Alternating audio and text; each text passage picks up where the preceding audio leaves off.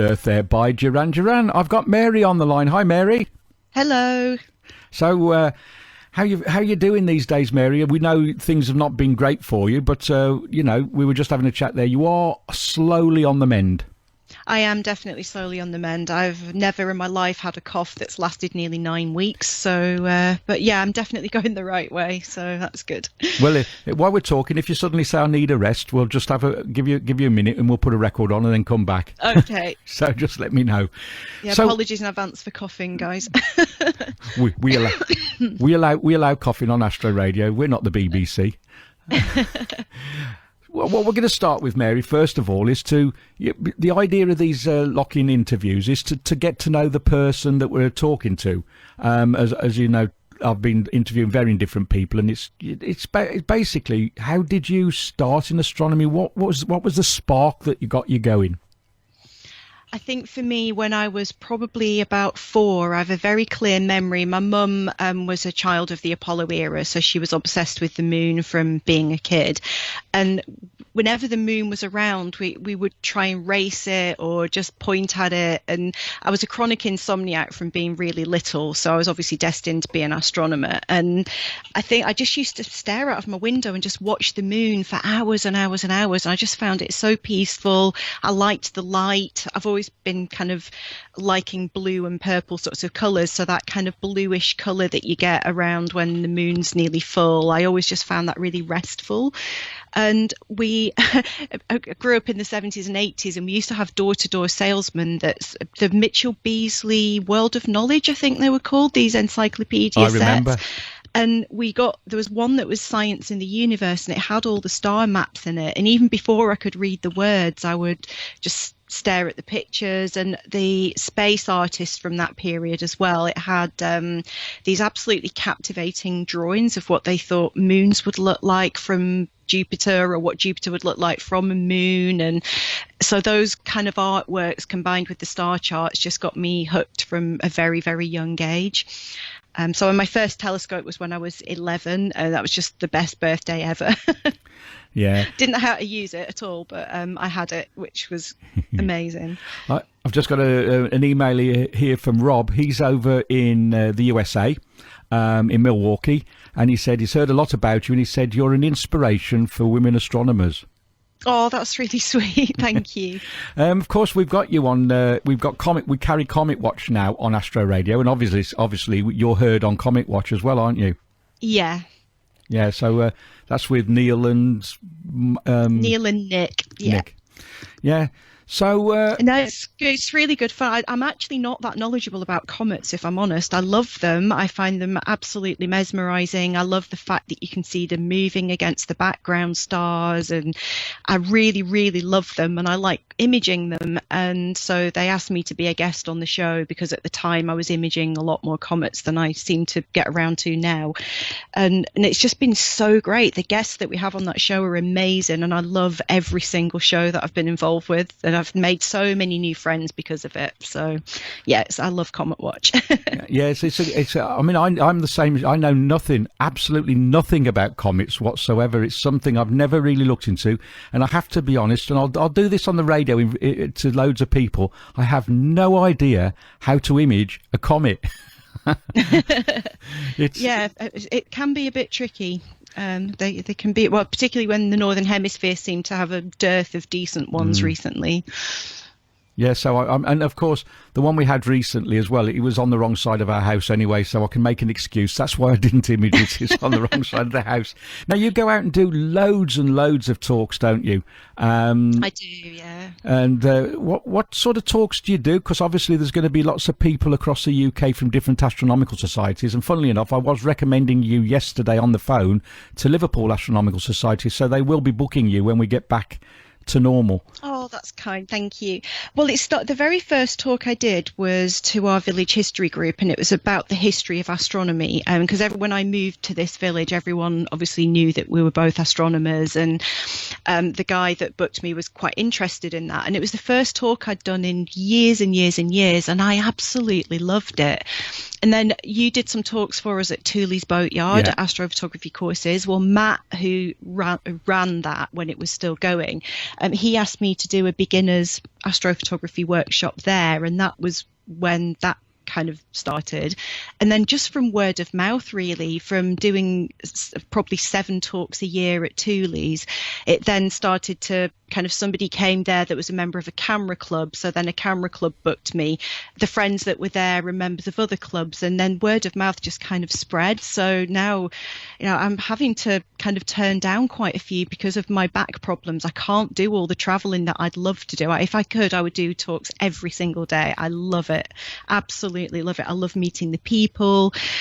So the talks have now varied a little bit. Rather than just being on kind of astrophotography, they've branched out into, one of my favorite ones is talking about shadows in space and the stories they tell, and looking at pictures from ground base, what shadows can tell us, and the things that we've learned by studying shadows on images taken by spacecraft. Like, we found out that Saturn's rings were not as flat as we thought. And so, and I've also made models. I like, as you know, I kind of combine astronomy with crafts and arts, and making models and taking that along and demonstrating crater sunrises and sunsets and how the landscape of the moon changes over time. And that's such an interesting talk. And I even throw a bit of maths in there as well, showing people how you can use basic trigonometry to calculate the height of features on other planets and moons. So that's a really interesting one that I really enjoy. And atmospheric optics is another one that's been quite popular because that's a little bit different. It is still astronomy, but it's something you can do without staying up late at night, and it's nice and warm outside. So it's a bit of a change for people.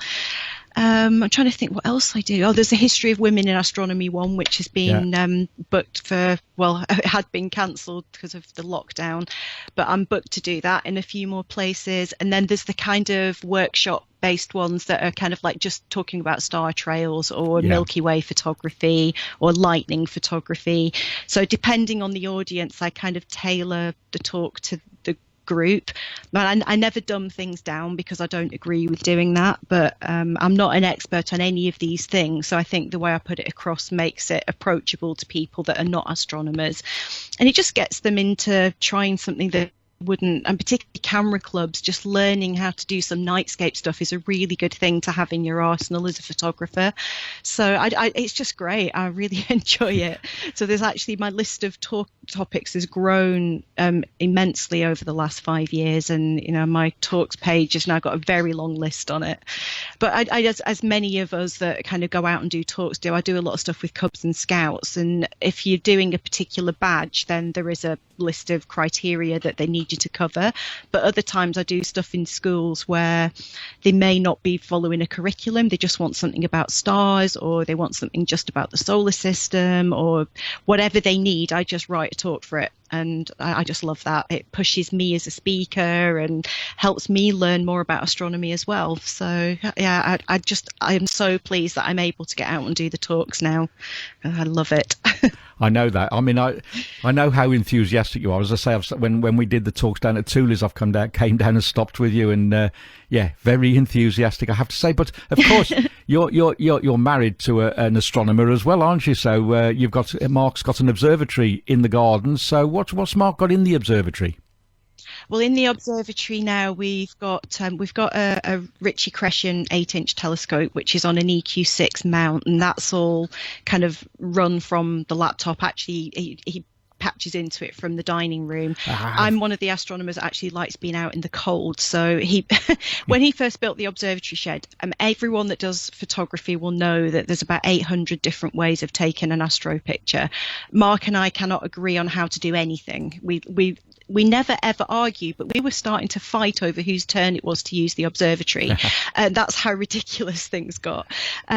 So he's got it very, very complex in there. So there are mini PCs that are running 3 meteor cameras that are constantly recording the sky for meteor events, and that's doing actual science. You can track back the orbits and find out the origin of the debris and all of that, what shower it belongs to, or whether it's a sporadic. So he's kind of doing all of that really technical stuff in there. He's just built an all-sky camera, which is just outside there as well. I think there's possibly a 4th meteor camera in progress at the moment. Yeah. So there's all of that in there. But to shut me up and stop me nagging at him for doing it wrong, he built me my own pier, which is a little bit simpler. I always go for the least technical solution to a problem, where him being an IT guru tends to go for the more complex route. So my peer, as we lovingly call it, has just got an EQ5 on it. So it is an equatorial tracking mount, but it's not powered by a laptop. It's all done through the handset, and I have to go out and manually set everything up, which I actually really like. So I'm happy with my setup, and we do collaborate occasionally if there's like comets or, you know, something that is on a time pressure, because we were starting to take it in shifts, and it was so ridiculous. Like, we just have to collaborate, but we can't. So since he built me my own pier, we never argue again. So that's great. I think that's a good move, actually. Yeah. and away from astronomy, you're like myself, aren't you? You're an astro musician. I'm not sure I'd call myself a musician yet. I have been playing for a very long time, but when you do a lot of hobbies, it's hard to get super good at any of one of them. I think I've played bass since I was probably 21-ish. Yeah. I bought my first Aria Pro 2 bass guitar from, was it, the Flying Pig or something like that, I think it was called. It was in a music magazine, pre-internet at home days. Yeah. So I kind of played, but was terrified of playing in front of anybody. So my 2 bass teachers had seen me play. Outside of that, nobody. And it was when I moved to Oxford, I started playing again a little bit and found somebody in the village that does lessons. And he kind of duped me into jamming with somebody else who also lives in the village. And I've now been in 3 bands with that same guy. So, you know, Richard and I have formed a great friendship. He's a lead guitar player. And even when things are on a hiatus with the band, we still get together every week and play together. And I think all my teachers kept telling me, you need to join a band to get better, and I was too scared. And I learned more in that first 6 months of being in a band than I could have ever imagine learning in lessons. And I am definitely a better player for doing it. And gigs don't terrify me anymore. My first gig at an open mic night wasn't even a proper gig, and the pub was empty.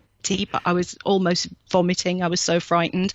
And now I'm just like, yeah, bring it on. I just love it. It is a great feeling, isn't it? No matter how big or small the gig is, it's just a great feeling to be up there. It is. And I think I used to be because I'm a perfectionist. I basically started to fret over every single note being perfect, otherwise people would laugh at me. But to be honest, most people can't even hear the bass in music. They're dancing to it. They don't realize they know it. But if you ask people what was the bass line of that song, a lot of people couldn't answer. And I just thought, you know, when I go and see a band, I don't care whether they're note perfect. I care whether it looks like they're enjoying themselves. Yeah. So now I try and make myself just enjoy it and look like I'm enjoying it and just have a laugh with the guys. And yeah, it's really good. So now I've kind of gone into that mindset a little bit more. I enjoy it way more than I used to. Yeah, that's the secret. I mean, you know, like I've been playing now for 40 odd years. sounds bad, doesn't it? But yeah, I've been playing for 40 odd years, and you get to the point, and especially with it's live, and we used to try and say this to Sarah, because Sarah was obviously in the early days of Anubis. Sarah was on vocals because she wrote most of the material, and she used to be so conscious of making a mistake. And I used to say, look, it's live. The mistake will come and go, and people will forget it. And sometimes they won't even notice it. I said, on a record, yeah, because you can play back and go, that wasn't right. But when it's live, people just, like you say, people just want to be there, have fun, see the band having fun, and go home and think, I enjoyed that. And they're not going to go back and go, I think Pete dropped up a bomb note there halfway through that song. And you just, I mean, you've seen us play, and we weren't perfect because we hadn't even rehearsed. I didn't notice at all. But I've now done 2 occasions where I've sung lead vocals, which is something I swore I'd never do. And the terror of that, I actually completely sympathise with Sarah, because having done that, it's something I don't want to do on a regular basis. I'm happy now doing backing vocals, but lead vocals, having so many people staring at you is quite scary. But the thing is, if I can sing okay if I'm just singing, and I can play bass okay if I'm just playing bass, but doing both together, it just takes years of practice, and I'm not there yet. I've only been singing lead really out of necessity, probably on and off for a few months, really, mostly in Richard's living room, and he records everything, and I hear any of it back us just messing around, and I just cringe at the sound of my own voice when I'm singing. So I just don't think I'd ever want to do lead vocals, but no, bass and backing I'm fine with now, having had the terror of lead vocals. Well, I really don't enjoy it. I can't sing at all. If I sang, everybody would leave immediately. I just sing totally flat. And Steve Tonkins, just in the chat, he was telling people that you've been down there at Fordingbridge, astronomers.